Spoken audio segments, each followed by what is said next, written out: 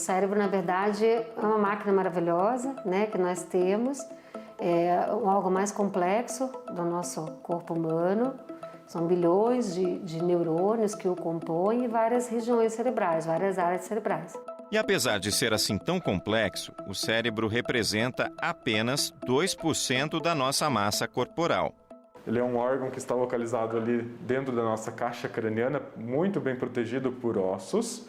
Então ele tem alguns, a gente chama de forames, são furos na caixa craniana por onde saem os nervos. É uma estrutura cúbica assim, então uns 15, 20 centímetros de antero-posterior, para frente e para trás, uns 10 centímetros de lateralidade, pesando entre 300 e 500 gramas. Ele varia de pessoa para pessoa, de idade para idade. O peso de um bebê, de um adulto, de um idoso, ele é diferente.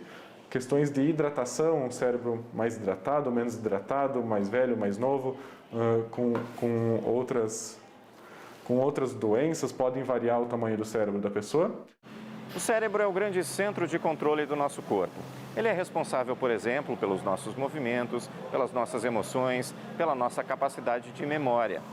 Cada parte da grande estrutura cerebral é responsável por diferentes funções. Se eu fizesse uma comparação, eu podia comparar com uma empresa, por exemplo, uma empresa que tem uma secretária que fica recebendo um monte de chamados, de telefonemas, de solicitações, e ela, por sua vez, tem os seus interfones, fica fazendo as suas conexões, né? E dando as respostas. Então, são muitas conexões.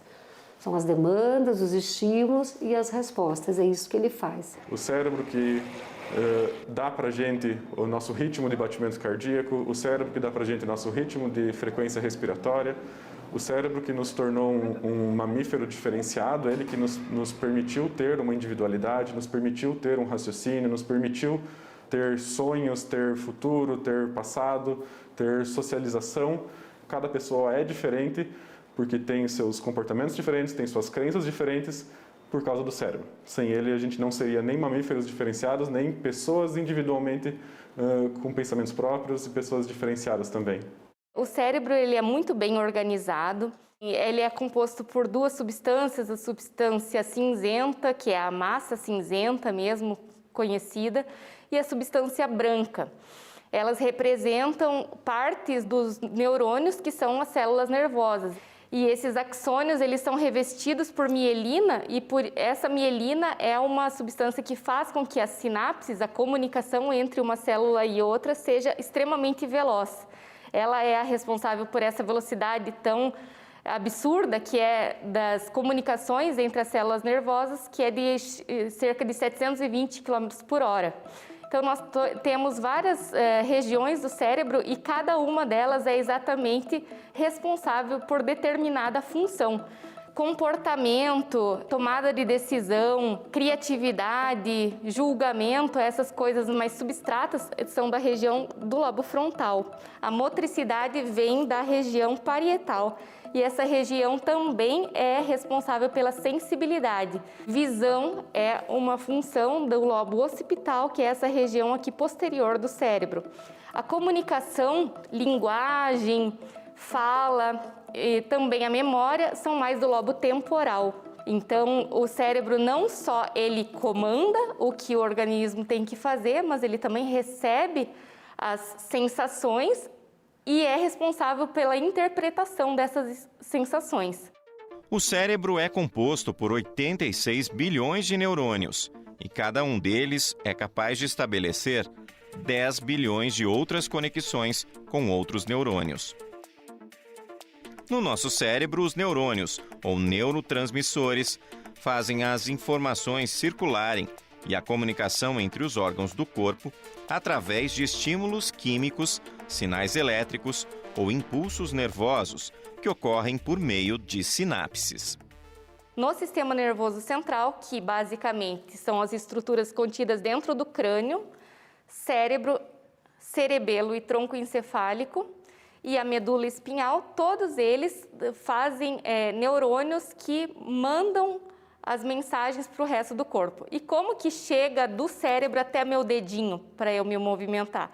Através, então, inicialmente dos neurônios da estrutura encefálica, que vai se comunicar com os nervos periféricos. E esses nervos também têm neurônios, afinal são células nervosas também.